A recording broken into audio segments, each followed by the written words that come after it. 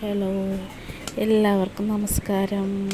ഇന്ന് ചെമ്മീൻ കറിയാണ് കേട്ടോ ഉണ്ടാക്കുന്നത്. രാത്രി ആയതുകൊണ്ട് കുറച്ചൊരു ക്ലിയർ കുറവുണ്ട്. അപ്പോൾ ഇതാ ചട്ടി ചൂടാകുമ്പോൾ അതിലേക്ക് എണ്ണ ഒഴിച്ചു കൊടുത്തു. എണ്ണയിലേക്ക് ഉലുവ ചേർത്ത് കൊടുത്തു. കടുക് ചേർത്തിട്ടില്ല, ഉലുവ മാത്രമേ ഇട്ട് കൊടുത്തിട്ടുള്ളൂ. ഇനി ഇത് ഉലുവ നന്നായിട്ട് പൊട്ടുന്ന സമയത്ത് നമുക്ക് അതിലേക്ക് ഉള്ളി ചേർത്ത് കൊടുക്കണം.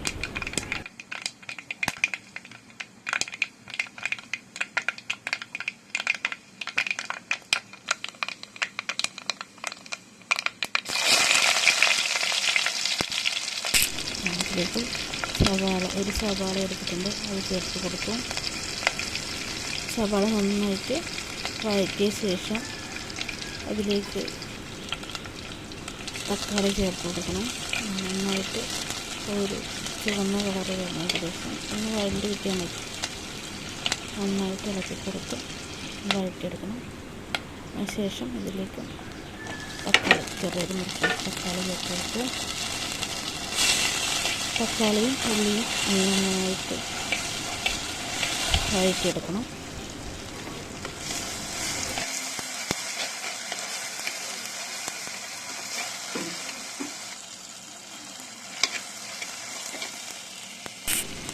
രണ്ടും കൂടി നന്നായി വഴറ്റിയതിന് ശേഷം അതിലേക്ക് ഞാൻ പൊടികൾ ഒരുമിച്ച് ചേർത്ത് കൊടുത്തു.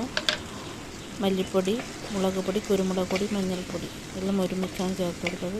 ഇനി ഇതിൻ്റെ പച്ചമണം മാറുന്നത് വരെ നന്നായിട്ട് ഇളക്കി കൊടുക്കണം.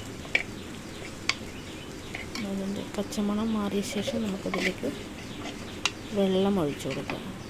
പച്ചവെള്ളമല്ല, ചൂടുവെള്ളം ഒഴിച്ചു കൊടുക്കുന്നത്. ചൂടുവെള്ളം ഒഴിച്ചു കൊടുത്ത് നന്നായിട്ട് ഇളക്കി കൊടുക്കുക. ഇനി ഇതൊന്ന് തിളച്ച ശേഷം ആദ്യം നമുക്കിതിലേക്ക് ചെമ്മീൻ ചേർത്ത് കൊടുക്കാൻ കഴിയൂ. അതൊന്ന് തിളച്ച് വരട്ടെ.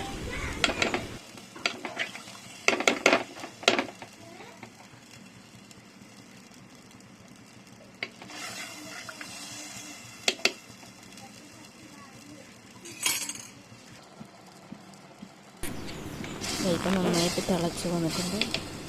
തക്കാളിയൊക്കെ ചെറുതായിട്ട് വെന്ത് വരുന്നുണ്ട്. നമുക്കിതിലേക്ക് നന്നായിട്ട് കഴുകി വെച്ച ചെമ്മീൻ ചേർത്ത് കൊടുക്കാം. ഞാൻ കുറച്ച് ചെമ്മീൻ പൊരിക്കാൻ വേണ്ടി ഫ്രൈ ചെയ്തെടുക്കാൻ വേണ്ടിയിട്ട് വെച്ചിട്ടുണ്ട്. ബാക്കി മാത്രമേ കറി വെക്കുന്നുള്ളൂ.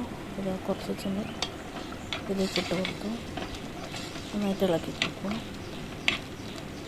ശേഷം ചെമ്മീനും ഇതിൻ്റെ പൊടികളുമൊക്കെ ഒന്ന് മിക്സായി വന്ന് തിളച്ച് വരുന്നതിലേക്ക് തേങ്ങ ചേർത്ത് കൊടുത്തിട്ടുണ്ട്.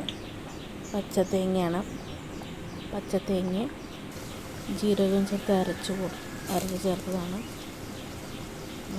അത് നന്നായി വെട്ടി തിളച്ചു. ഏകദേശം എണ്ണമയം തെളിഞ്ഞ് വരുന്ന വരെ നമുക്ക് തിളപ്പിച്ചെടുക്കാം.